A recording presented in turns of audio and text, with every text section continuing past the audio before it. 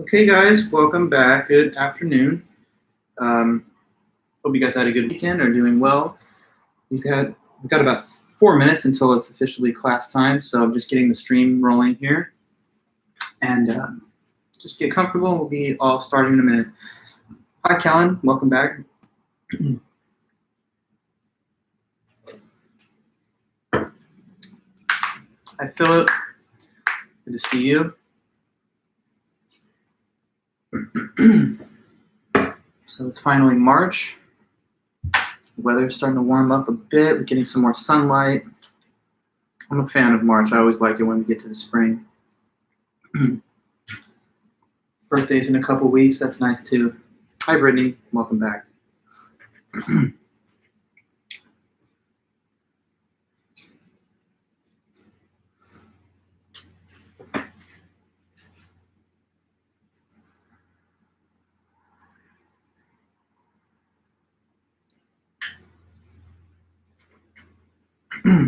Okay. Just a few minutes.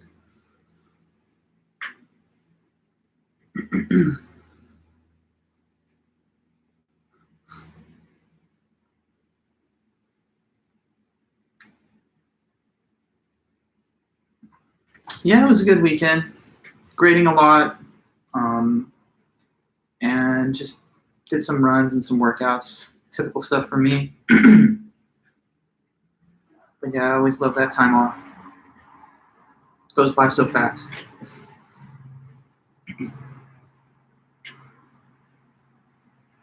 Nice, okay. A couple more minutes.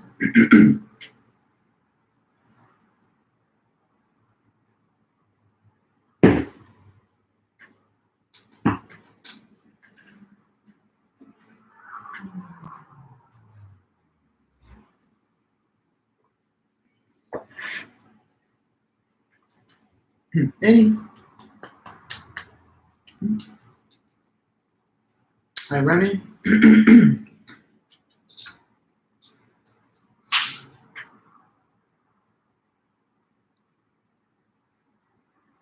Corey, welcome back.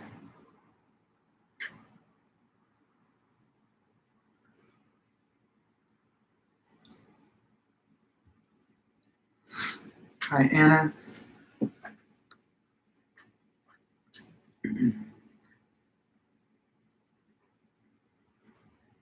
Hello, everybody. Stephen, Tan. Welcome. Hi, Danny. That's you? Okay, nice.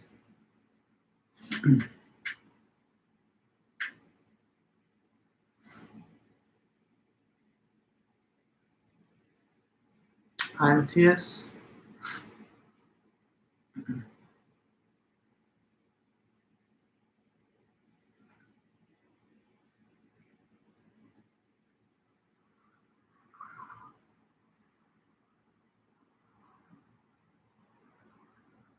Janae, nice to see you too.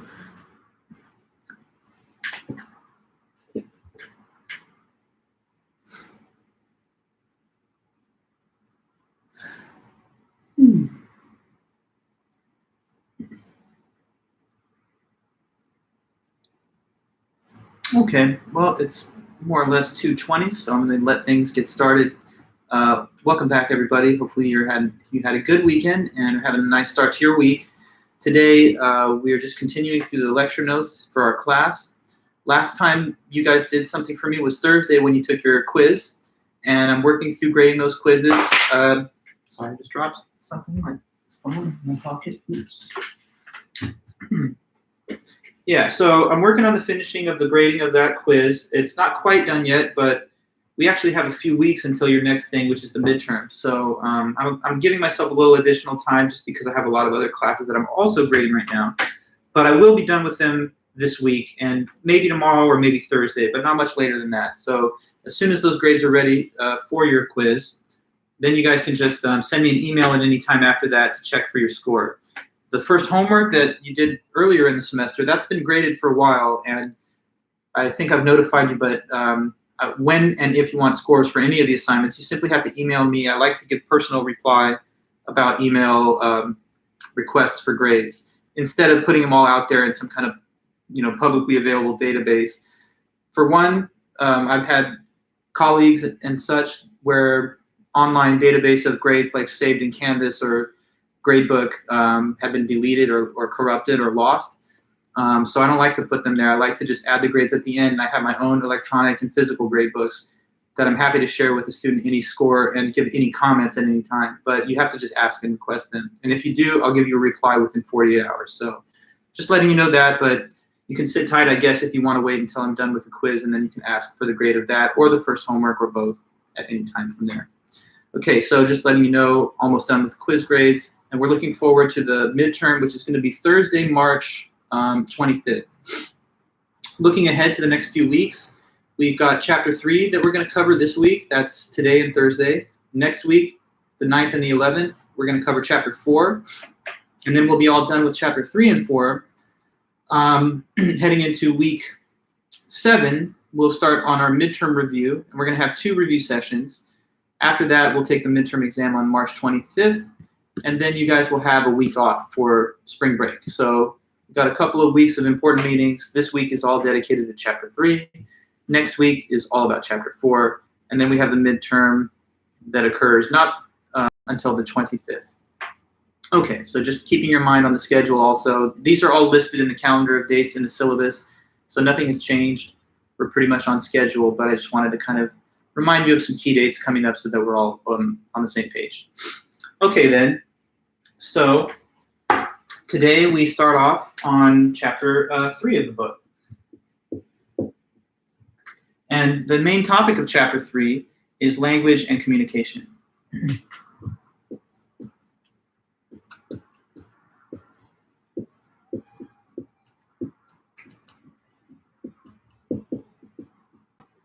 And as usual, make sure to leave a comment at some point in the chat whenever you're ready, or whatever you want to say, just because I'll keep track of attendance over the course of the semester by the comments.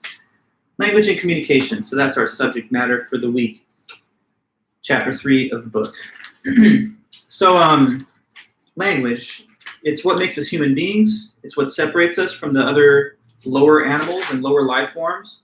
The fact that we can communicate in language and convey information from one to another, from the past to the present, and to pass it on into the future, this is unique to the human condition. Other animals can make sounds. Sometimes these sounds can express or convey certain feelings, pain, pleasure, fear, but no animal can, for example, have abstract thought about something that has nothing to do with their immediate surroundings and that is merely presented in the form of language. So, like if I say to you, imagine a cow standing on the surface of the moon, and imagine that the cow is purple. Already you've got the mental image in your head, but there's no sounds that I could ever give to any non-human, no matter what the sounds were, no matter what the symbols were, where I could induce in its mind an image of the same thing, because there's no grammar and there's no syntax and there's no semantics to animal noises.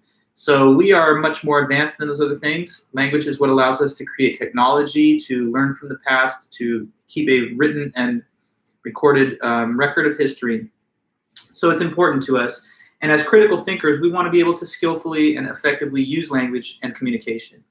So it's very important to be able to communicate clearly and effectively. Sometimes that's to accomplish the little everyday tasks that you have. Maybe sometimes it's when you're writing for school or speaking in school or at work, or when you're filing job applications or giving interviews, or when you have to present yourself to authority figures, whether that's legal or civil or just institutional. Nobody has ever said, I wish I wasn't so good at writing, or I wish I was a less lucid and competent speaker. Everyone benefits, and so it's certainly in your advantage to be a better rather than a worse writer, a more articulate rather than a less articulate speaker, and a more careful listener rather than a person who does not listen carefully. So we want to be those kind of good communicators as critical thinkers, not just because it's important in school and work and in everyday life, which it is, but also because it sometimes has to do with even larger stakes. Sometimes life and death, property, blood and treasure are on the line, depending on how well and effectively we communicate. So at the beginning of Chapter 3, the text uses an example of an episode in recent political history. And it just refers to this little episode as a way of bringing you into a greater understanding of the lesson of the chapter. Just as with chapter 1, when it started, we talked about the famous social psychology experiments of Milgram and Zimbardo to kind of give a window into how important it is to be a good critical thinker as an everyday person and citizen. At the beginning of chapter 3, there's also a little anecdote given to give you a window into the value of language and how important it is to communicate effectively. So they refer to the example of the whole Benghazi scandal. I don't know if any of you guys have heard about this so-called Benghazi situation that happened in 2012. If you have heard about it, let me know in the chat. Oh, I think I've heard about that. Or if you haven't, you can say that too. But I would like to see if any of you have or haven't heard of it, just to kind of gauge your background knowledge. But as you're doing that, I'm going to tell you about it either way. Okay, so here we go. Okay, nice to know you haven't heard about it. So it's always good to know I'm telling some people for the first time. Okay, so put yourself back in the year 2012. There's a presidential election that was going on between Barack Obama and Mitt Romney. Sometimes I'm surprised now looking back that Mitt Romney was the Republican nominee, because today he seems to be like an outsider figure in the same party. But anyway, the party's changed quite a bit. So anyway, it was Obama versus Romney. Now, let me give you some background. In the years leading up to that, around 2009 till 2012, there were a series of different protest movements that were happening and developing in various regions in the Middle East and in parts of the Muslim world. Basically, a long-standing authoritarian rule was being challenged by peaceful protesters that were assembling in the streets and demanding democratic reforms so that the people could have a voice, so that these long-standing authoritarian rulers could be toppled and we could usher in, reforms that the people wanted. So this was actually having some success in different countries, like in Egypt, Tunisia, and other places. Leaders that had ruled for generations were toppled over. And yes, the term, that's right, it's the Arab Spring, Matthias. So the Arab Spring is the term that was coined to refer to this wave of Middle East and Muslim countries having democratic protesters agitating for reform. So it was really picking up steam. The word spring is supposed to call to mind like a new season, a new day, like the green shoots of democracy taking hold in these parts of the world that had not always been hospitable to democracy. So change is happening, revolutionary change. Democracy seems to be replacing some forms of dictatorship. Okay, well, in Libya, there was a long-standing dictator that had ruled there, kind of a military dictator named Muammar Gaddafi. So Gaddafi was the dictator of Libya. And in Libya, just as with some of those other Arab Spring countries, protesters were starting to gather in the streets and demand a change of leadership and democratic institutional reform. So Gaddafi, though, very stubborn in his refusal to concede power or to change. And he wanted to not allow these protests to happen. Instead, he wanted to crush them with force. So he was basically threatening, making credible threats, that he was going to have the military just go out there and basically destroy all the protesters. And he was making a pretty clear, direct threat that he would even use airstrikes. So the United States and other of our Western allies were not going to accept that. We considered it unacceptable because it would have been a humanitarian and a moral disaster. You can imagine seeing the images of people being bombed in the streets in mass just because they're protesting by their own government that they're protesting. So the U.S. under Obama was not going to let it happen. So we decided that we would intervene. So the United States, together with a coalition of Western allies, basically went in with airstrikes to stop Gaddafi from making good on his threats. And what that did was it opened a window of opportunity for the protesters to gain ascendancy over Gaddafi, and they basically took him out. They captured him, and an angry mob killed him in the streets. So Gaddafi's gone. After that, there's a little bit of instability in that country, as you can imagine, because there's no longer a head of state, and there's no orderly process to transfer power to some other person or entity. So sometimes this kind of stuff is messy, and this is a revolutionary movement that succeeded in deposing Gaddafi, but it produced a little bit of turmoil and political instability in the immediate aftermath. Okay, so now the United States, as with other countries, has diplomatic embassies all throughout the world. So like a diplomatic facility by the United States, one of our diplomatic missions, that's where we have a base, and our diplomatic personnel work there and staff the building, and they engage in negotiation, diplomacy, etc. with the nations that we negotiate with and where we have relationships. So we had an embassy in Benghazi, which is one of the cities of Libya. It's like a major city. So the U.S. embassy there is located in Benghazi, Libya. Okay, now, that's a little bit of background. There was the Arab Spring. Protesters basically were leading to the overthrow of long-standing dictators. In Gaddafi's case, he was threatening to repress the protesters with force, overwhelming force, but then he himself got taken out in part due to the intervention of the U.S. Okay, now, at the same time that all that was happening, a movie had been produced in the United States by an independent filmmaker, not made by the United States, not made by the United States government, so it's not really reflective of the people or of our official view. But anyway, there was a movie made by an independent filmmaker, and it was essentially like a harsh takedown of the religious figure of the Prophet Muhammad of Islam. So in the film that was made, he was depicted by an actor as this really bad person who was like a warlike person and brutal and corrupt.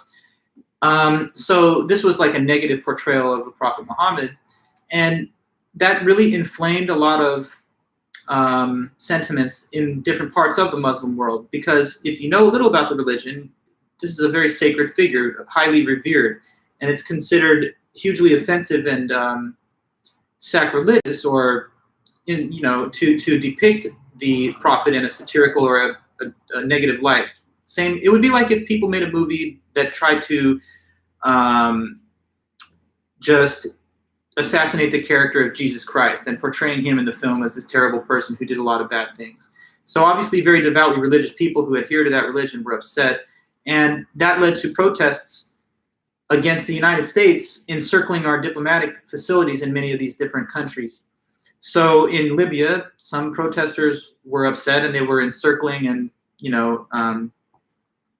expressing their dissent and their view outside of our mission in Benghazi. Now, the United States at the time was not sure how to portray these protesters to the world and to the U.S. public. So they had to get on the same page, because we have to have a uniform messaging strategy. We can't have some U.S. Diplomats saying one thing and others saying another. And here was the debate going on in the higher echelons of the U.S. government behind closed doors. Some people were saying this: we should take a harder-edged stance against these so-called protesters, because maybe these are actually militants who are plotting violent attacks against our embassies.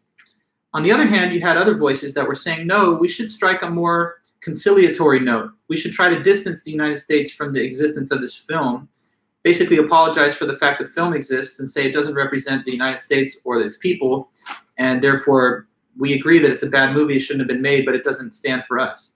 So some people thought, portray the protesters as militants that we need to have a defensive posture against. And the other side of the debate was, no, portray them as reasonably aggrieved protesters and instead condemn the movie. So the decision that was made under the administration at the time, and under the supervision of the Secretary of State, Hillary Clinton of the U.S. State Department, was that we would instead try to de-escalate tensions and basically say this movie was a bad movie and it was offensive, and it does not reflect the positions or views of the United States government or its people. But what really ended up happening, okay, here's the end of the story. In Benghazi, as it turned out, the people that were protesting against the film outside the embassy actually did end up waging a militant attack against our facility, and that led to the death of several of our U.S. diplomatic personnel. So in the end, the argument given in the text is that the general line, the official statement that it was protests of a peaceful variety instead of militants or terrorism, contributed to the lack of preparedness. Because of this, there were not contingency plans developed to prepare for an evacuation of casualties in the event of an attack. And so that made it so that there was no orderly process to evacuate people when the compound was set on fire and attacked. And so if communication had been more timely, effective, and precise, then maybe in this case we could have averted loss of life and destruction of our property. Now, the Republican Party tried to use this as a big talking point against Obama and his State Department, claiming that it was naivete or worse that prevented us from taking a more aggressive stance that would have saved the life of some of our personnel there. In my view, I think sometimes people go too far on the other side in their criticisms of this. In my judgment, and I think it's probably obvious, this was just an honest mistake that was made by people not properly analyzing the scenario in its full detail. Too many people, I think, run off in conspiracy theory land and say, oh, well, there was some kind of motivation to shield the wrongdoers from accountability and to protect them. But really, it was just a failure of effective communication, which had tragic results. So that's all that I wanted to refer to that story about. It gives us a sort of jumping off point as we consider how important it is to be good and effective in the way we communicate. So in this lecture and in the next lecture on Thursday, we're going to examine different important aspects of language. We're going to just figure out what language is in the first place. What are different types of definitions? What are different functions of language? What are the criteria of a good definition? And at the end, we'll talk about different communication styles. So we're going to really dive into language and take a deep dive and try and learn about all the different aspects that it has. Okay, so the first thing then is what just language is itself.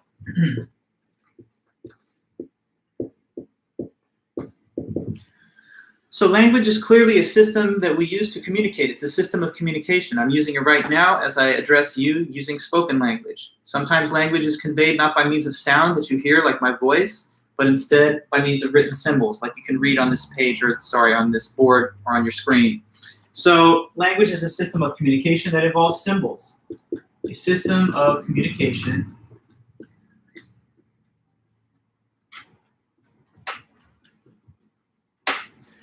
that involves a set of symbols, and the symbols can be of three possible kinds, okay? So let me put this here, that involves a set of symbols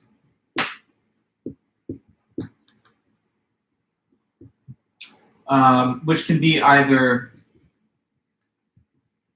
written, like I'm writing right now, spoken, like I'm using my voice, or nonverbal.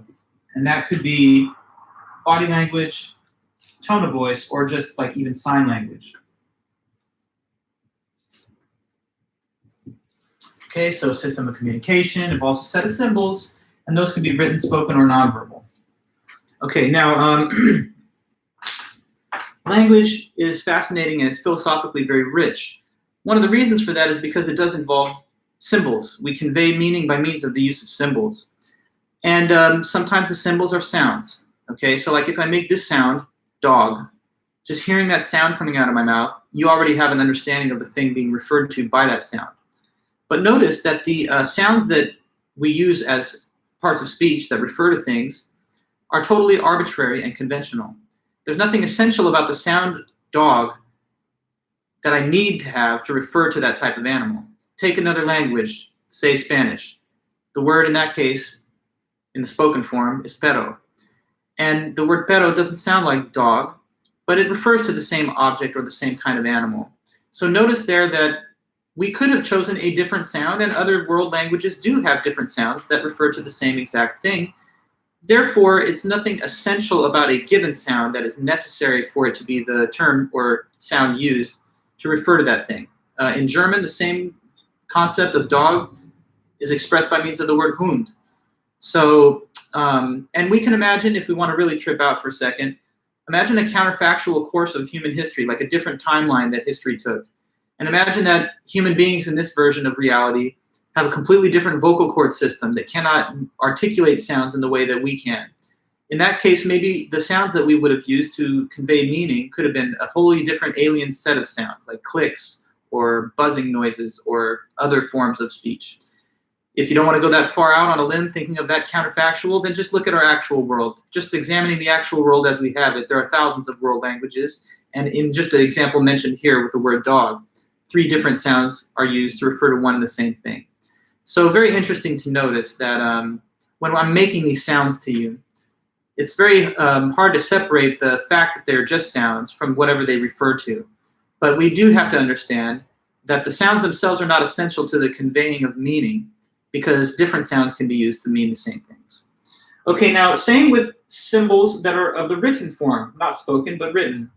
As you look at the symbols on this board, there are letters that form words, and the words refer to things.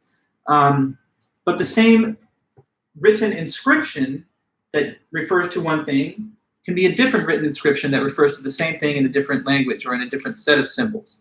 So like if the word dog here, which just looks like D-O-G, that's how I guess, I'm writing it capitalized. Some people don't like my letter G because of the way I write it, so here, my capital G. If you look at those set of symbols, the concept comes through to your mind. But if we were looking at the word that refers to dogs in the written language of Chinese, Arabic, Japanese, or something like that, it wouldn't at all have the same visual appearance, but it would mean the same thing. So the symbols used in language can be of the written form, the spoken form. They can also be nonverbal. Okay, so take, for example, sign language. I don't know a lot of sign language, but I think that this is I love you or something. Anyway, when you look at a person giving those signs, you're not hearing a speech act. You're not seeing written symbols on a board, but there's a symbolic form of communication conveyed by means of the hand signs. So we use language in all of these different ways in order to convey information from one to another. Now, animals and little babies can make noises, like I said earlier, but those noises and sounds, even if they may be revealing of the current psychological state of the thing, don't have any kind of specific meaning or content. You really need a language which has a syntax and a grammar before there's any precise defined meaning to the noises and sounds or symbols. Just like, if a dog's rolling around in the ground or something and it leaves behind some marks, there's no way that we can interpret these marks to have any kind of linguistic meaning because they're not written with the intent that a language user uses when they inscribe symbols on a page or type them on a typewriter or keyboard. Okay, so human language is what makes us human. We're born into it, the language of our native tongue, and it transmits all facts and information about the past down to us and then on to the next generation. Like, how do you know sitting there right now that the Declaration of Independence was signed in 1776? Because you were not alive then, and there's no person in the world that was alive at that time who's still alive now. So the only way we know about that is because these events were recorded in history, and the written accounts that are written down in history books are then disseminated through the generations and taught to each new group. So without language, not only would we not know about anything that's not happening in our immediate environment, but we would not know about anything that's happening over time, like in the past. And we would not be able to make reasonable predictions about the future and discuss those possibilities with each other either. Language is what allows us to manipulate technology, to master the world, and to suit it to our purposes. So it's clearly a big part of the whole human condition, being language capable. Now, there are thousands of world languages. One very famous philosopher and linguist, Noam Chomsky, some of you may have heard of Noam Chomsky. Today, I think he's more well known as a political commentator and analyst. But in his early part of his career, he began as a famous linguist in philosophy. And that's actually where I think he made his most important contributions. But his major thesis was universal grammar. He said that all the world languages that we have, although they're different on the surface, they have different sounding words and different looking symbols, that they all obey a kind of common universal grammar structure, like subject, predicate, and so forth. Not everybody agrees with Chomsky, although I think he has the dominant view in the field. Some people think that if you go far enough into like highly isolated indigenous communities, like go deep into the rainforest and find a language that only like 100 people speak, then you can find examples of highly atypical languages that don't seem to obey perhaps the common grammatical structure of many of the world languages. But anyway, that's a debate that I couldn't settle one way or the other in the short time we have, just letting you know about it. So let's continue from here. We just said, what is language? And we've tried to give a general sense of its overall importance. Now, we're going to talk about what are different functions of language. So what are different things that language can be used to do or to accomplish? So here are some of those functions. We're going to speak on 4 functions of language.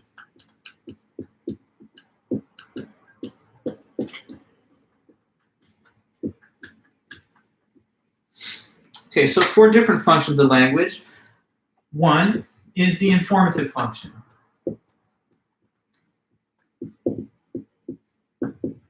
Okay, so the informative function of language is probably the primary purpose, at least for logic, it's definitely the main one. And this is simply to produce or to make statements that are either true or false. Okay, so I'll put it here, to make statements that are either true or false.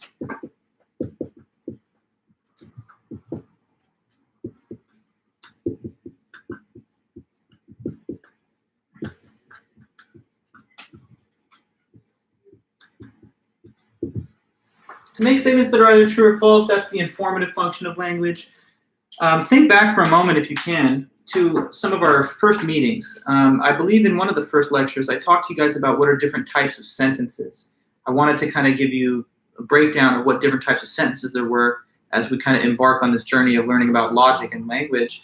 And that kind of comes back into play a little bit now because, for example, the informative function of language is really aligned with the assertoric types of sentences. So informative function of language is just to say or write things that can be determined to be either true or false. Ryan, or is it Tan actually? Yes, you say, is that the guy with the poem, if you're going to try, go all the way? I'm sorry, am I losing the reference? Who are you speaking about? Did I refer to a poet just a moment ago? Maybe I lost my own train of thought. Can you give me a little context? Whom are you asking of? When you say the guy, oh, Chomsky, are you saying is Chomsky the guy with this poem or something? Is that the question? Maybe instead of writing is that, you could provide the name of who it is that you're asking about. And then I'll be able to answer your question. But at the moment, it's a little bit outside of my awareness who you're referring to or what point in my lecture did you take your cue from. Well, you'll let me know, Tana. I'll see you in the chat whenever you get to it. But back to this, the informative function of language. That's simply just giving statements that are either true or false. So like, here's some examples. If I'm telling you that the midterm of this class is Thursday, March 25th, I'm just providing you with information, and that's true and that's correct information. So I'm saying something which is a fact. If I told you that we are the 3rd planet from the sun, in terms of like how many planets are in between us and it, that's also true, and that's just true information. Sometimes, though, people provide false information to others. So if I said to somebody, we are the 5th planet from the sun, I'd be saying something false. That's not correct. That's not what the facts are. Why would I ever provide false statements to other people? Well, in some cases, I don't do it deliberately. If that was the case, then I would be just engaged in misinformation. Like, I've been misinformed, and then I just pass along the same false information to somebody else. Like if somebody told me a rumor, but the rumor was not true, I might believe it and say it to somebody else, and then they become misinformed with the same false information. But it's not the same as lying on purpose. So there's deception and there's misinformation. Misinformation is just giving false statements without knowing they're false. Deception is saying things that you know are false because you're trying to trick or mislead people. Well, anyway, we hope that most of the time when we say things, we speak the truth, because honesty and truth is just the best policy, and we also want to be told the truth by other people, so we should kind of, have a reasonable obligation on our behalf to do the same. That's one of the main sources of the main functions of language, to simply give information which is either correct to the facts or, worst case, not correct. Let me see in the book if there's anything else I can add to that. Yeah, language serves many functions. It can be informative. One basic function is communication of information. Informative language is either true or false. Examples of this include Princeton University is located in New Jersey. Okay. Now, another form or another function of language, another thing language can be used to achieve or accomplish, is the directive function. So the directive function of language is using imperatives to direct or influence people's actions. So the use of imperatives, those are commands,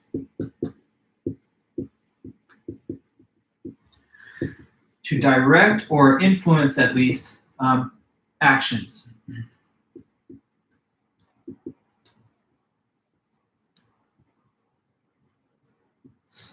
Okay, directive function of language.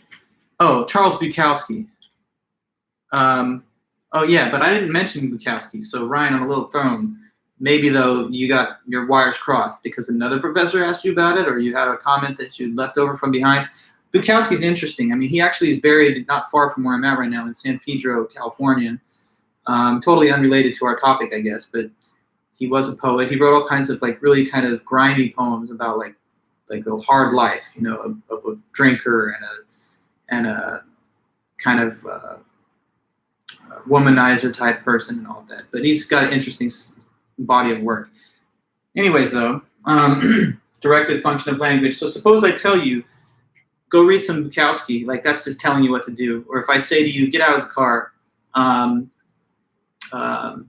stop doing that, wait for me, put that down, drop it. If I say any of those things, I'm using language not to inform, but to direct. In that case, I'm commanding the person through my use of language what I want their action to be. Sometimes we are in a position of giving directives. Sometimes we are the one who's being addressed with a directive. That's another important function of language. It's not trying to attain information, but it's trying to get people to act in a way that you need within a given scenario. Okay, so that's another function of language, using imperatives. There's also expressive language, the expressive function. So the expressive function of language is when you basically just use language to communicate feelings or attitudes, and it's also used to bring about an emotional impact. So here we go, I'm writing it down.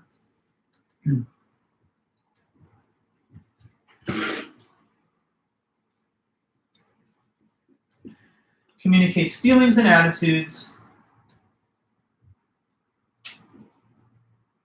and is used to bring about an emotional impact.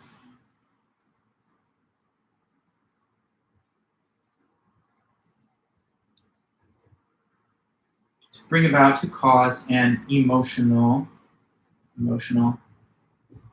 impact, okay? Sorry, it's a little low down there, but hopefully it's easy enough to read. If not, I'll say it again. It says here, expressive function. Communicates feelings and attitudes, and it's used to bring about an emotional impact on the hearer or on the audience. So with expressive language, think of the example of like poetry, song lyrics, verse. If you're listening to a song, for example, and you're checking out the lyrics, and let's say this is one of those sad songs about a breakup or whatever. Well, in that case, the lyrical content, it's not telling you anything that's literally true or false, like here are some facts. It's also not like trying to actually get you to do anything. A song is not saying get up and do this. But what it does do is it might communicate the vibe or the emotional quality of sadness that is bound up with the lyrical content. So, you know, you listen to a sad song, why'd they leave me, I'm so lonely, whatever. And that may come across to you and bring about the slight melancholy emotional quality of the song's lyrical content. Another possible case, you know, you're listening to one of those upbeat pop songs full of optimism and energy, and maybe that you get that vibe, you know, of the positive, happy kind of everything's great, I'm doing good kind of emotional feeling from that type of song. And there's other songs too. There's aggressive, and there's, you know, like angry and everything in between, like boastful. Sometimes it's not songs. This is kind of a modern example I give you, but there's also poetry, right? If you go back and you read like the classics of Shakespeare, and you're looking at one of those old Shakespearean sonnets talking about his lover and how much he's passionately in love with the person, that might convey to you the quality of emotional attachment and bonding that the prose, or in this case poetry, conveys. So sometimes when we're using language, we're not trying to really deal with facts or direct people's behavior, but just bring about the kind of emotional impact or feelings that we want to express or convey. Okay, now one more function of language, because I did say there's 4. I guess I'll have to make a little room. We already talked about informative, so I'm going to move that off. One more form or function of language, I should say, is the ceremonial function.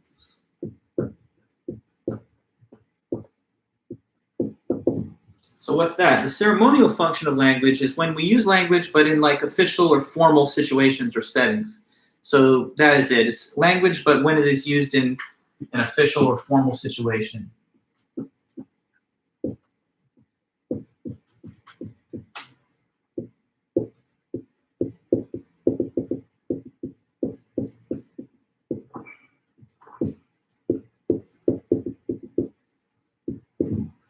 Okay, now, sometimes the way that we use language is governed by a set of official rules or conventions that have to do with an official setting that a person can be in.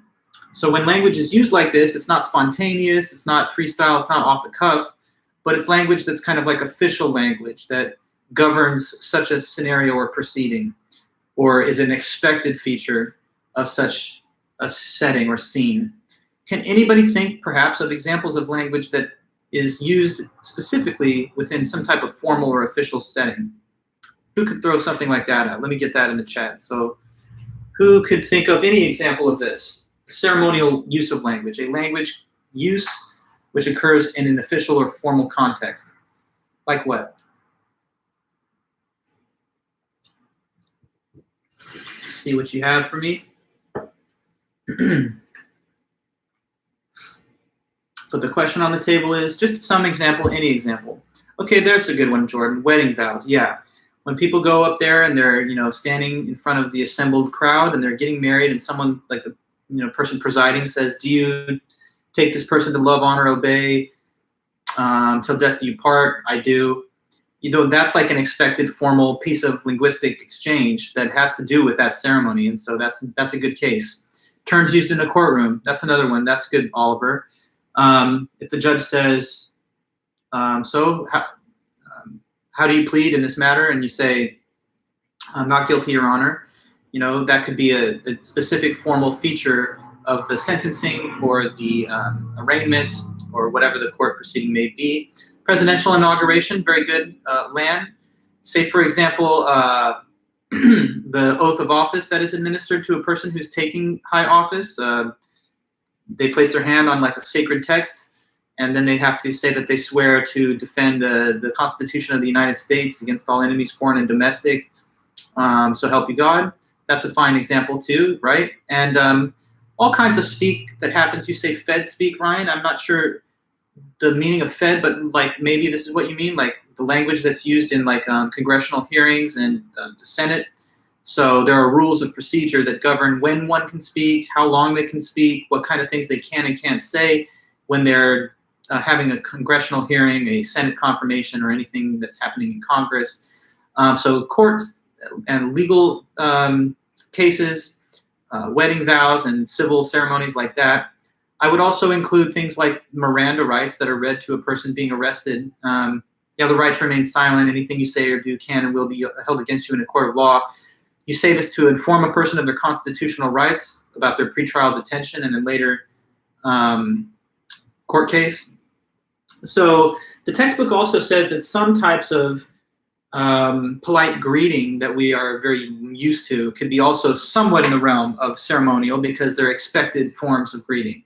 Like if you go to the coffee shop and you buy something and the person says, "Hi, how are you?" And you just say, "Oh, fine, thanks." And you, "Great. So what's your order?" Like just that little quick exchange is arguably also in the ballpark of ceremonial uses of language because it's like, it's official that you're sort of expected to say some certain words in cases like that.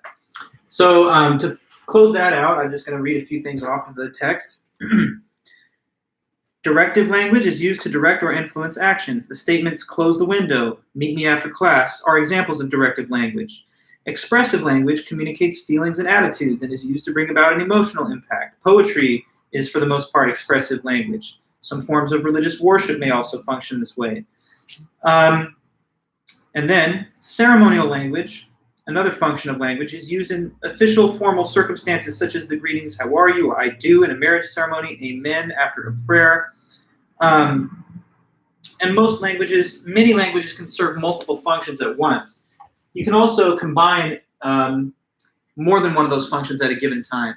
Suppose that I say to somebody, "Okay, come meet me at Orange Coast College, which is at Thursday at noon, which is on the corner of Fairview and Adams Boulevard."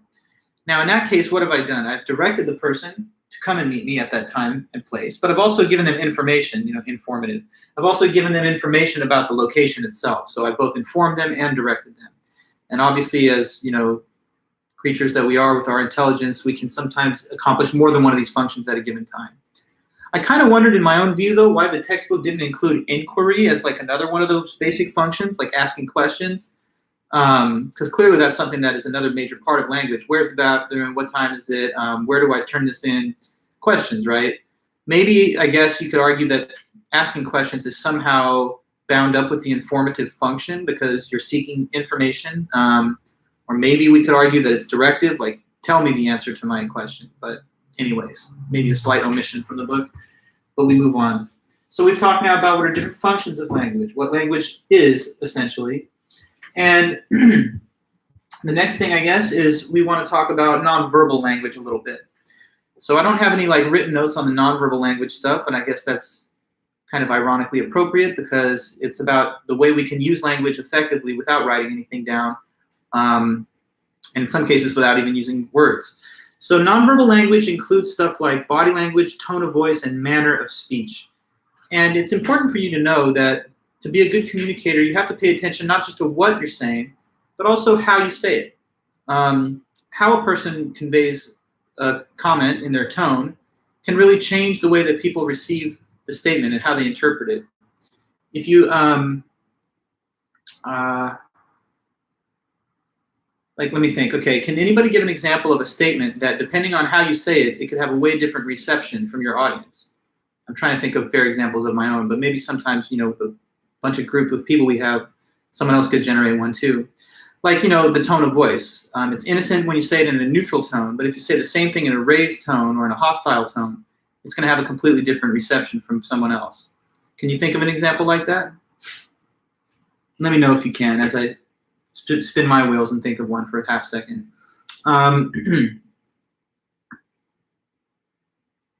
So like somebody asks you,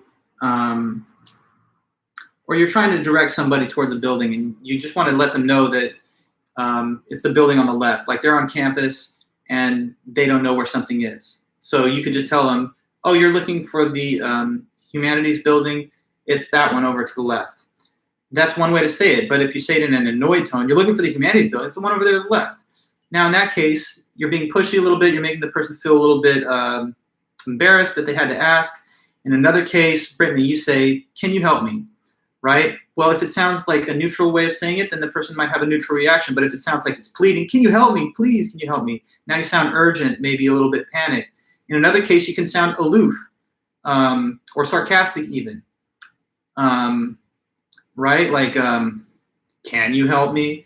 Like in that case, it's the same exact words, but the tone of voice completely flips the way that the person's going to interpret it. Oh, great could be expressive or it could be sarcastic. That's true also, Oliver. Someone says they have an idea and you're like, great. But if you say, oh, great, now it seems like you're exasperated and you're kind of throwing shade at the whole idea. So just know that tone is something that you have to monitor. Sometimes it just escapes your own notice. You don't recognize when you're speaking in a certain tone and then someone calls you out on it. They're like, what, are you upset? Are you annoyed? You're like, I'm sorry, I was just speaking. But people can pick up your tone and sometimes they can do it in a way that even you don't notice. So you have to pay attention to how you talk. The word dude, Nathan, well, I mean, the word by itself is not a full statement. I think I might need a little more context for your example. But if you're like, dude, like there's so many ways to say it, right? And each different tone can evoke a different possible response or reception, I guess, if that's what you meant. So good. Nonverbal language, attend to the tone. Know also that sometimes the nonverbal aspects of your body language and gestures can help to add emphasis and reinforcement to the effectiveness of the way you communicate in language. So skilled communicators learn how to almost by second nature hand gesture and use signs to indicate the things that they're trying to explain to people or say. As a professor, as a teacher, especially now that we're all online, I really try my best to bring in all the tools of body language to reinforce and to make more relatable the things that I'm saying. It's a much different experience for the hearer. So one example of using body language that's simple and everyday is when you gesture at something that you're also talking about. Like if I wanted you to say, what do you think about this La Croix over here, this coconut flavor? if I point at it, look at it, and gesture towards it, that's much more helpful to you than saying, what do you think about the coconut flavored liqueur that's sitting there on the table? Just in a neutral tone of voice, dead 1,000-yard stare, and not doing anything to kind of engage and make it seem a little bit more easy to comprehend on your side. Another case of easy reinforcement through body language is the simple act of nodding when you agree to something or say yes. If you're like, oh yeah, the act of nodding reinforces and adds emphasis to your assent and to your affirmation of what you're agreeing with.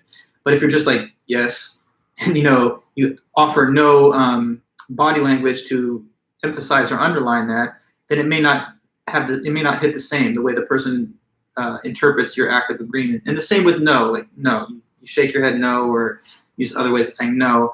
That kind of does add a little bit more pop to the negation or the denial of what you're saying.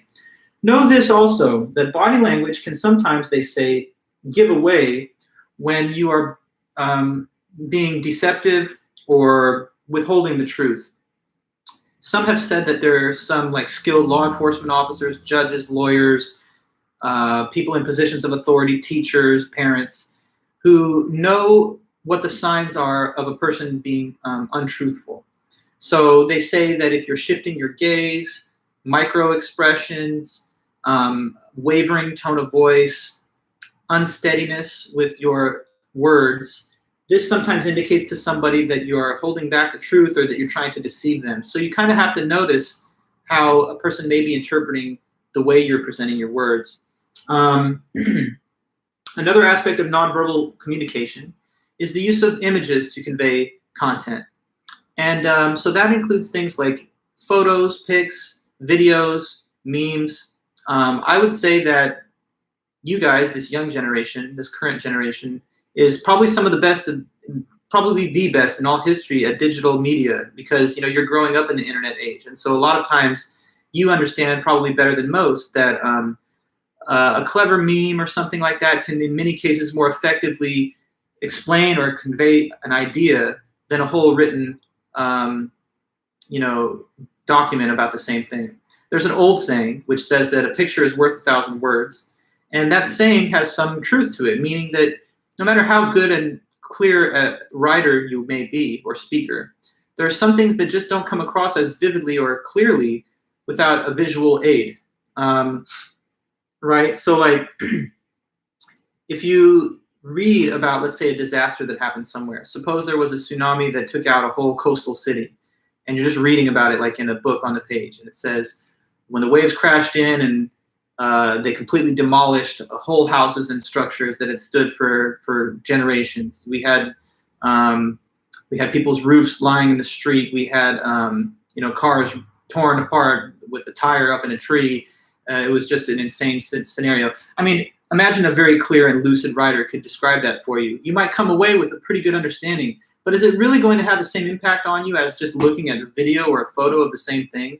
So people know that visual reinforcement in the sense of images, photo, and video can help add emphasis and depth to the presentation of information. And that's why media members will oftentimes, have photos and videos attached to the headline of an important story of the day, so that you don't just read about it, but that you see something, and then that kind of gives you a more in-depth understanding and a more visceral and realistic understanding. So we should be willing to use all the tools at our disposal, photo, video, nonverbal communication, tone of voice, writing and speaking, to express ourselves, to convey information, and to be understood by other people.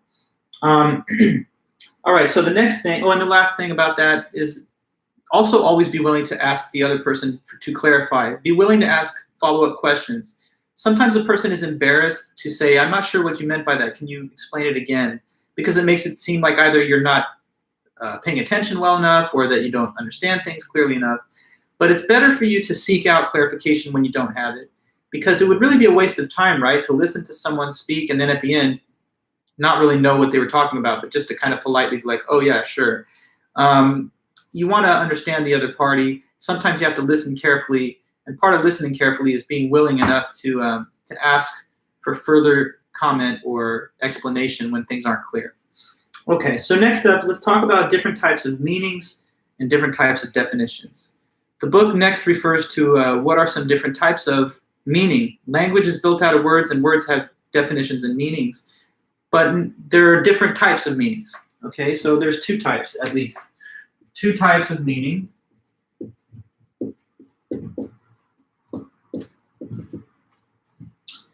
So there's denotative meaning, and on the other hand, connotative meaning. Okay, so here's the difference, and we'll get into some discussion too. The denotative meaning of a word is basically like the official formal dictionary definition of the word. So if you're asking what its denotative meaning is, it's just the essential attributes of the thing being referred to by the word. Denotative includes the root to denote, and to denote is just to refer to something by language. So the denotative meaning just tells you exactly what the concept is, what the essential attributes of the thing being denoted are, and it's like a dictionary definition. So I'll write it here. Expresses essential attributes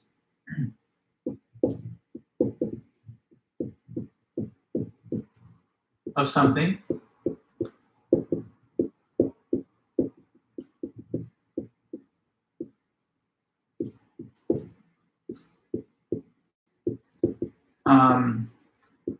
Like an official dictionary definition.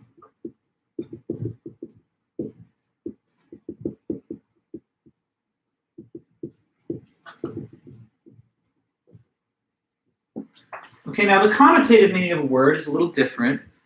The connotative meaning of a word is not the dictionary definition. It's usually like a slang meaning of the same word, and it's based on past experiences and associations of the speaker.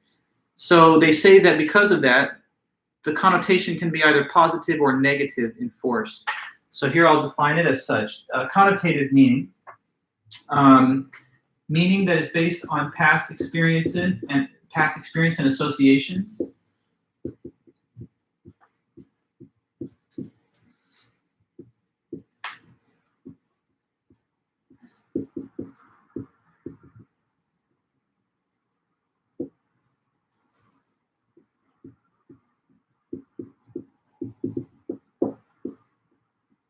And can be either positive or negative.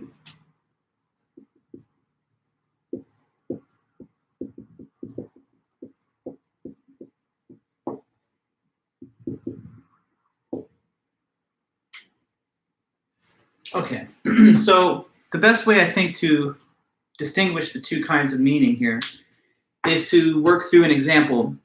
So this is in the textbook too, so it's a good example, I guess, to refer to. Let's take the single word dog. I know I mentioned it earlier in the same lecture today. So dog. What's the denotative meaning of the word dog? Well, what is the official dictionary definition of that word? That's not too hard to understand. It is a domesticated member of the species Canis familiaris. So this is a mammalian species of that particular phylogenetic category. And that's what it is for something to be a dog, according to a dictionary definition of the word dog. So mammal, Canis familiaris, that's domesticated. But the same word dog, if we think about it as a connotative term, what the connotative meaning of the word could be, well, depending on the case, how we're using it. So sometimes you've heard the word dog used as a slang term to refer to like a person's close friends or whatever. So someone's like, yeah, I'm just going to chill with my dogs this weekend or whatever. Like me and my dogs are going to go to the like movies or something. Well, in that case, we don't literally mean like, canine type dogs, but a person's loyal friends. And what's being drawn on in that case are the past experiences and associations with dogs, drawing on the fact that dogs are considered these loyal companion animals. So like man's best friend. If you want to then convey that kind of loyalty and attachment that you have with your friends, then you might use dog as a slang term with that positive connotation. At the same time, the word dog can also be used as like an insult. You can say of a person, that person looks like a dog, or men are dogs. In that case, you're drawing on the associations of the word having to do with it being bestial or animal-like, something that's not capable of waiting for pleasure, but just goes for the nearest pleasure possible. So if you wanted to describe men as, animal-like and impatient or whatever, and always in the pursuit of basic pleasures, then you might say men are dogs, and that's a negative connotation of the same word. So whether the word is being used in its official formal sense or in a connotative sense, obviously words can bear more than one single meaning. One important thing to know is this about connotative meaning. Although we say this is the official dictionary definition of the term, the connotative meaning of the term can also appear in the dictionary. It's just that it's not going to be the primary definition. So connotative meaning of a term usually starts off as slang, and then eventually it gets added to the dictionary as one of the additional meanings. So if you ever look into a dictionary and you look up a word like dog, you'll see the primary definition being its denotative sense. And as you go down further and further, you might find the fourth or fifth entry listed is one's close friends, another use of the same term. So we're not saying that connotative meaning of a term cannot appear in a dictionary, but it's not going to be the primary usage officially. Can anybody else think of an example then of a word that could be defined either denotatively or in a slang sense, connotatively? Let me know if anyone has any such examples. Because young people like you guys are the masters of all things having to do with slang. So I would defer to you on this. What do you think is an example of a word that could be defined on either of those two ways? Pog? Okay. What does the word pog mean? Go ahead, Phil. Tell us. Denotative versus connotative meaning. Because I want to follow your example, but you can help elaborate. To be honest, I'm kind of not sure what is the denotative meaning of the word pog. People playing with pogs, back in the 90s, those weird little circular games. What's... Okay, cardboard picture for dictionary. And then what's the connotative meaning? Is it a cardboard picture? I'm kind of lost. I know the word pog is appearing, but what is its connotative meaning? This is a new one. I'm not updated enough on the lingo. Nathan, I know the case you're making, snowflake, right? Snowflake, officially, of course, is just one of the particles of snow that falls from the air when we have that kind of condensation in a low temperature environment. It has a crystalline structure, which is highly unique and individual, but it's also used as a piece of negative. It's like a derisive label for a person who can't handle being challenged in terms of their views, or they're too sensitive to deal with robust debate or something. Pog and slang, just something was cool, you're excited about something that happened, right? I knew that, but I was not aware of the denotative meaning. I kind of lost sight of that. I remember playing with pogs as a kid, but that was a whole different thing. There were these little collector circle thingies with pictures on them and stuff, but I'm dating myself a little bit. That's probably before your time. Good example, yes. You give the word cool, Oliver, that's a fair example too. Cool, denotatively, refers to a temperature condition in the environment of a low temperature. But cool, as a term of slang, can refer to a person that's wearing shades and they're unflappable and really calm, collected. That would be a positive connotation, I guess, trading on the meaning of the word, the past experience and associations. The things that are cool are not too hot, they're not running hot, so they're not overheated or anything. But I guess you could also say I went to a job interview and I'm not so sure I'm going to get it. I got a very cool reception from the committee. In that case, you're trading on the association of it as having to do with being frigid, uncomfortably cold. So anyway, language is amazing. We can use language, and we do use language either denotatively or connotatively. Knowing the distinction between the two kind of gives us the ability to be a little bit more skilled and effective in the way we communicate. Cap, people talk about cap is just, a thing you wear on your hat. I guess that's its denotative meaning. But if you say, oh, that's all cap, then that's a bunch of falsehood, or that's a bunch of insincerity, not being honest or real. So, we all know there's a lot of different examples that we could draw from here. Okay. And it does say that in the book. Words have both denotative and connotative meanings. The denotative meaning of a word expresses the properties of the object, being, or event that the word symbolizes. It's the same as its dictionary definition. For example, the denotative meaning of the word dog is a domesticated member of the species Canis familiaris. Any being that has both of these properties is a dog by definition.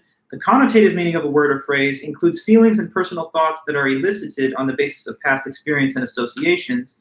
The word dog may elicit thoughts of a loyal pet, or at the opposite extreme, something that is worthless or of poor quality, a despicable person or an ugly person. The connotative meaning of a term may be included in a list of dictionary definitions. So there you have the reference to the dog example. Yeah. I was thinking of another one just right now as I was reading that. Oh yeah, no, funny. But in the last hour, because I teach this class back to back, in my previous group, I had a student that, they, as the example they put in the chat, they were talking about, I mean, this is actually a curse word, I guess, but the B word, you know what I'm talking about? And I said, I'm not going to repeat that in the chat because I don't want to like commit it to the recording or anything. But obviously, denotatively, this is like a female dog, right? Like that's just what it refers to, but it's often only given as a connotative term of slang, as a derisive label for a person, typically, usually a female person that someone doesn't like for whatever reason. So just other examples.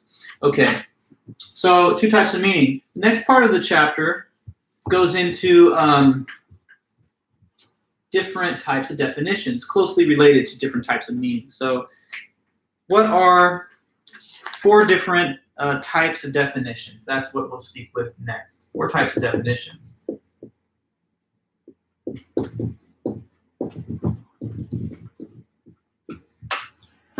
Okay, so one category of definition are just what they label stipulative definitions.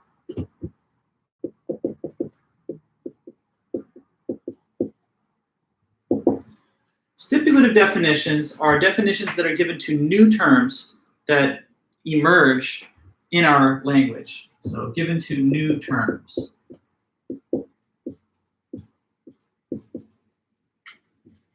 That emerge in our language.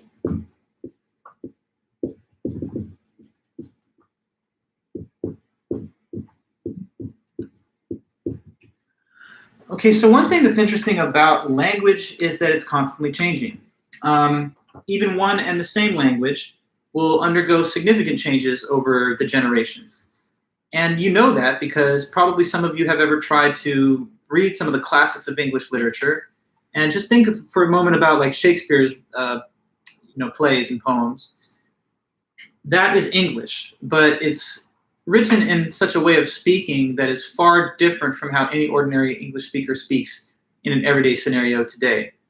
So imagine if you took a time machine back to the days of Shakespeare and just talked to them as a 21st century American person.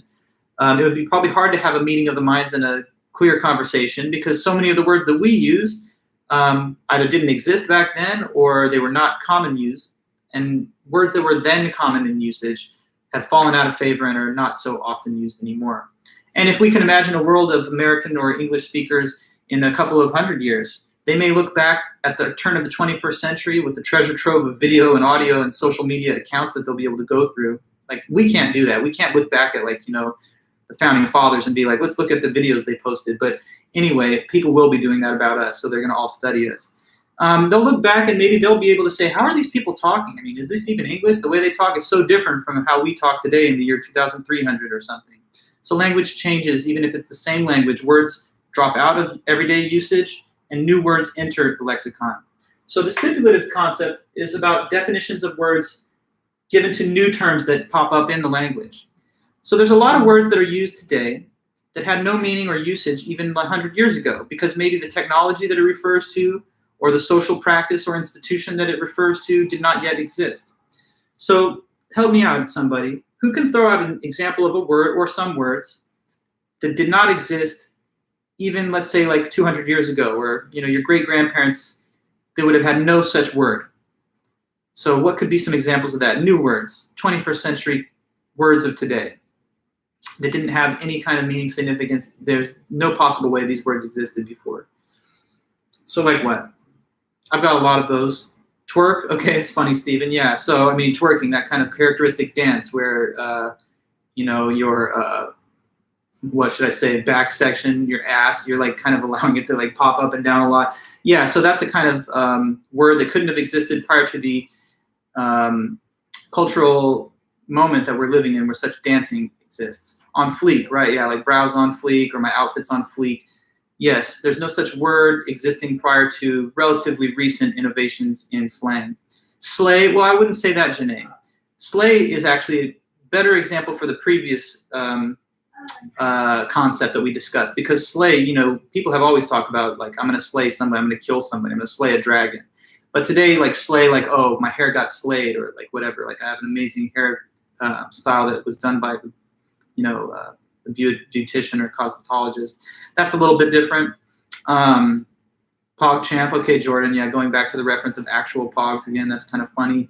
Wi-Fi, sure, it's a word that only makes sense once we have the internet and telecommunications. Nuke, yes, nuclear weapons. I mean, those were not understood at all until we got pretty late into the era of chemistry and more modern physics.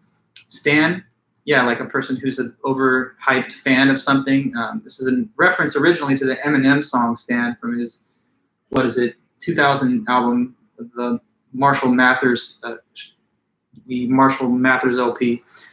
Bougie, well, there's been bourgeoisie. Bougie is just like a shortening of the French term bourgeoisie. Bourgeoisie means, and that's an old French word, it means being kind of a little fancy and partaking of the finer things in life. So maybe shortening it as slang to bougie is a new thing, but the overall word that it's taken from is a little older. Hippie, that's a fine example. I guess the hippie movement, the flower children and the whole free love and stuff of the 60s and to some extent or 70s is also a relatively recent word. Okay, so yeah, let me go into the book, see what they throw out there. They give examples of words like, you know, gigabytes, which doesn't make any sense until we have computing and digital data storage. Bop, well, Matt, I mean, you can say like, oh, that song's a bop because it's like that song slaps or whatever, or smacks or whatever people say. But bop actually, I mean, unless you're referring to like bebop, I mean, that's a music style that existed back in the 50s, and so it's not necessarily a brand new word, but I think if you trace the history and origins of bop, it had a different denotative meaning going back before the modern pop era of music. But okay, good all around. Skyscraper, this is an architectural achievement that didn't exist prior to the industrialization era. So if you go back in the medieval period and you talk about a skyscraper, they might be like, you mean a castle? But there's no such word as skyscraper back then. Laptop, so any kind of new technology that didn't used to exist. And then also it says, a stipulative definition may also be a new definition of an existing word, such as the addition of heterosexual to the definitions of the term straight. Yeah, prior to pretty relatively recent in the late 20th and early 21st century, the idea of people being like openly gay and stuff was just so taboo and considered so deviant and improper that there would not have been any decided need to have a word that distinguishes between the category of those that are heterosexual and those that aren't. But since that's now much more prevalent and open in society, the word straight has attached a new stipulative meaning. The word gay, you say, Brittany, I guess that could be another case, how straight has attained a new meaning on top of just being like something that doesn't have any kind of curvature or angle.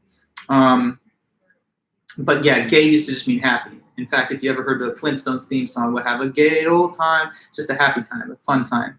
So being happy and gay, but of course now the word gay, its slang meaning has kind of dominated over its denotative meaning. And so I guess it's become a stipulative term. Okay. You thought ancient Greeks were very gay? Well, Philip, to be honest, yeah, there's a lot of bisexuality in ancient Greece. And there's a lot of historical writings that kind of give testament to that. So, but the word gay, though, wasn't the word. And I mean, English, the Greeks didn't speak. But yeah, they wouldn't have called it gay, though. I think they had a weird, different idea about what the proper relation is between members of different genders and even age groups. Like fairy youths were considered appropriate subjects for sexual desire for the bisexual era of Greek culture way back in the cradle of civilization. But that's a topic for more study for another time. So stipulative definitions, that's one of the types, given to new terms that emerge in the language. A second possible type of definition that's also stated in the book are theoretical definitions. I feel like this one, they didn't really do much work to discuss. but it's easy to understand. Theoretical definitions are just definitions given to scientific terms. So they're used to explain the nature of scientific terms.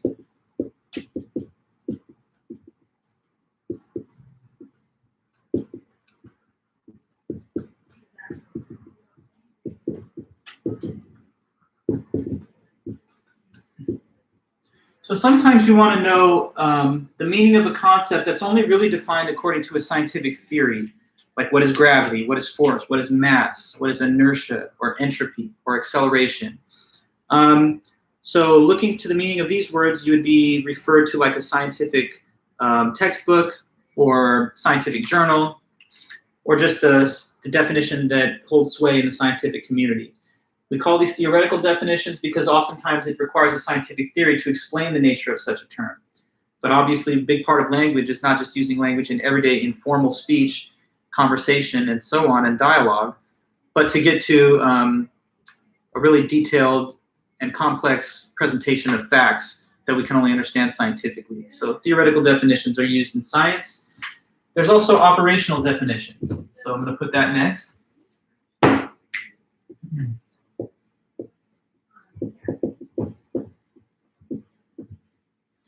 So operational definitions. Operational definitions, these are when you use a boundary or a threshold in order to create standardization in the use of a word. Okay, so we write that and I'll explain it, and it'll come into focus as I explain it. But it is the use of a boundary or threshold, sorry, spelled the right way, thanks. Boundary slash threshold in order to create standardization.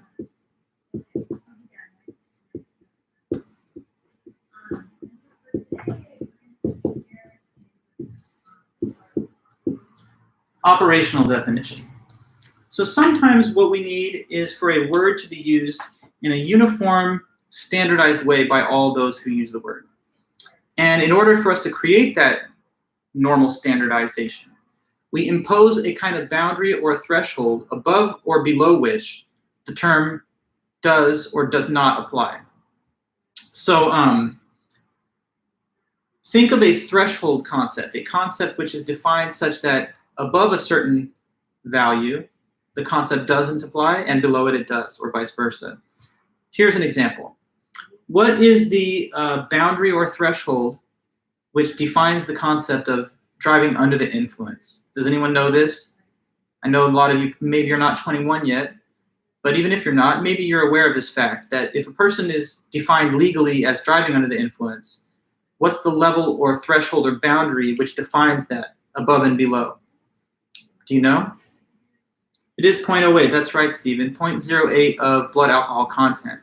At least that's in California. There are state-by-state rules which can be different. California is 0.08. I think in most of the other states it is too. But I know in a few, like in Utah, for example, it's 0.05. So BAC, blood alcohol content, sometimes people say BAL, blood alcohol level. But that is the definition of DUI. And now look, do some people say, oh, I'm just I can handle my drink. I can have 10 shots and I'm good to drive. Other people, they can't handle it like me. I could be blowing a 0.15 and I'm still okay. There's people like that. And some others are going to say, hey, I'm a big lightweight. I really can't handle my drinks. If I even have one sip or like a half of a beer, I feel tipsy and I'm not good to go. Well, we may have these different people with their different subjective understandings of what it is to be inebriated behind the wheel. But for the law, we cannot have a million different standards. We have to have one common standard that can be applied equally to all the cases. So we say it's 0.08 under the law, and that's how we operationally define driving under the influence. Okay? Let me give you some more examples along the same lines, and we'll see if you can think of some perhaps too. What is the boundary or threshold which defines adulthood in our legal system? That's another one. When do we say a person is an adult? When they reach, now we're not talking about percentage of blood alcohol, but we're talking about a line in the sand, and above and below it, the definition does or doesn't apply. So what is the boundary here? It's 18 years. That's right, Stephen. 18 years of age, we say in our law, makes you a legal adult. Now, are there some people that are like in their 30s, and they say or feel like, I'm still a child. I'm still really immature. I still feel like, I ever did when I was a little kid. I haven't grown up. Yes, there's people like that. Are there some people that are, very wise beyond their years, teenagers who say, I think that I am more mature and adult-like than even people twice my age, or even more than that? Sure. And that may be very true. But the thing is this: we cannot have the age of adulthood defined by the subjective assessment that one has of their maturity. We have to have it operationally defined according to a common standard. Alex, it's not different in different states, but if what you mean is like that some of the rights and privileges of adulthood are different in different states, that is true. Like the age of consent in some states is less than 18. The age of eligibility to drink is clearly older than 18. But for all federal purposes under the law, yes, you're an adult at the age of 18, meaning that you can be put into military service. You can make decisions on your own without parental approval about all kinds of questions concerning what you're doing with your life. So, and you also have a different legal status in terms of liability to prosecution as an adult instead of as a juvenile. So it's not different in different states as a baseline question what the legal age of adulthood is. But like the age of consent and et cetera, that does vary from state to state. Okay, so anyway, 18 years old is the threshold or boundary that defines adulthood. Let me ask another one. The legal age of consent is not the same as being old enough to be an adult. Not in every state, no. Go to the Deep South. There are people who could get married, and they do, and they're 16. It's legal there. That's true. But I digress. So it's not California. In California, it's 18 to consent, and it's 18 to be an adult. But it's a distinction that we should know. Check the laws of the given state, and you'll see it on your own. Next up, let me ask another question about an operational definition. Let me see if I can quiz your understanding on this. Does anybody know how obesity is defined medically? There's a metric, there's a threshold value above which the person is defined as obese. Does anybody know what that level line is and what metric it is? Right, Stephen, it's BMI, body mass index. So your BMI number can easily be calculated by inputting into a BMI calculator your height, weight, and gender. And that's right, yes, Lan, it does depend on your BMI.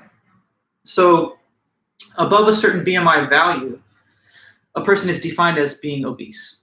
Now, are there some people who are like anorexic who have eating disorders and who say, oh, I look in the mirror and I feel like I'm just too big? Sure. Are there some people who are quite large and who say, no, I mean, that's just my body type and I'm a little bit big boned or something and I've always had a big frame, but I don't feel like I'm obese? Yes. But again, as before, we have to have a common and uniform standard that can be applied across the board to all the different cases. So BMI, if it's above a certain numeric value, the person is just defined as being medically obese. Now, I know a lot of people find fault with BMI as a metric for obesity because, like bodybuilders will say that if I'm a really big bulked out bodybuilder and I simply put in my height, weight, and gender to a BMI calculator, it may say that I'm obese when I'm actually quite cut and like muscular. But the definition of obesity still is going to stand, and just whether it can be applied to the facts of that one case, that might be the debated question. But still, yes, BMI is the number and the threshold that we use to assess obesity. Does anybody know how poverty, last one, does anybody know how poverty is, what kind of metric is given to measure this? It's another one of these operationally defined concepts. But what is the line in the sand, the above and below? I'm talking to you about what? The way that poverty can be defined in the law is if a person has a certain amount of income that's below what? Right, it is about income. And Stephen, I'm referring us to the poverty line. So the poverty line is an annual amount of income that if you make less than that annual amount, you're defined as being in poverty for legal purposes. Now, Stephen, there's two different poverty lines, actually. There's the federal and the state. The federal poverty line is always lower than the state. Well, it depends on what state you're in, I guess. But the state of California has a poverty line that's considerably higher than the federal one. I think, well, in 2016, I'll tell you, the exact poverty line federally was $11,880. That's unbelievable to me. That's less than $1,000 of net income per month. In the year 2016, that's pretty recent, you know. If you go back to 1982, the same federal poverty line was like $5,000. So inflation and rising wages, I guess, have made the poverty line a bit higher. But it's still really hard to imagine being self-sufficient and living off of an income of like $1,000 a month if you live by yourself, if you have to pay any kind of bills. But the state of California, where we have a little bit higher wages and more capital than some of the other states in the union, our poverty line is a bit higher. Anyway, though, so these are all operationally defined concepts where a boundary or threshold is used, so we have standardization in the use of terms. I'll close because we're running low on time, but we're just going to keep rolling through on Thursday, the same topic, the same chapter. But in the book on this topic of operational definitions, it says, operational definitions are another type of precise definition. An operational definition is a concise definition of a measure used to provide standardization. So the lexical definition of obese, very fat or overweight, is not precise enough for a physician to determine if a person's weight is a health risk, or, for example, if a person is a candidate for gastric bypass surgery. Instead, the medical profession defines obesity operationally in terms of body mass index, or BMI. And just so you know, I guess, I'm looking at the BMI calculator chart in the book right here. And obese, so say you're a 5'10" person, and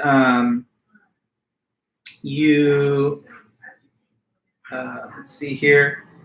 If you're a 5'10" person and you're 210 pounds, then you're in the state of obesity. And I guess as we go down, like, you know, obesity for 5'8" person, 200 pounds. Obesity for a 5'6" person, 190 pounds. If you're 6 foot, 220. And I think this is the male BMI calculator chart, just to see it. All right, so those are operational definitions, and it says furthermore, operational definitions may change over time. For instance, the definition of poverty varies from country to country as well as over time.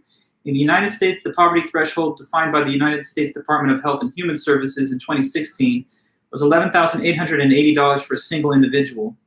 So yeah, knowing these operationally defined concepts gives us another insight into how language functions and how we use language to have common understanding of things in the world. I say there were 4 types of definitions, so I only got through 3 of them. I talked to you about stipulative, operational, and theoretical. And there's also persuasive definitions, so I'm going to hold off on that for next time because I can't rush it in the last 2 minutes. But we have a good amount of material left in Chapter 3, so I think it's a good place to break for now. All right, then I'm going to let you guys go. Just let me know in the chat that you're all here and that, that you're good for today's lesson, and after that I'll just close the stream and see you back on Thursday. Be alert for my Canvas announcement. I'm going to send it, I think, tomorrow or Thursday at the latest when I'm done with the grading of that quiz you took last week. And then you'll be able to inquire for your scores by email at any time after that. So yeah, let me know in the chat. Are we good? Okay, sweet. Thank you, Brittany. Thanks to all the rest that are here.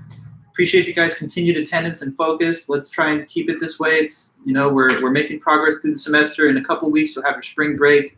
So, you know, the class is moving along. It's going well. But for now, I guess then, take it easy, everyone. Appreciate you guys' participation, and I'll see you on Thursday. Okay, have a good one. Thank you.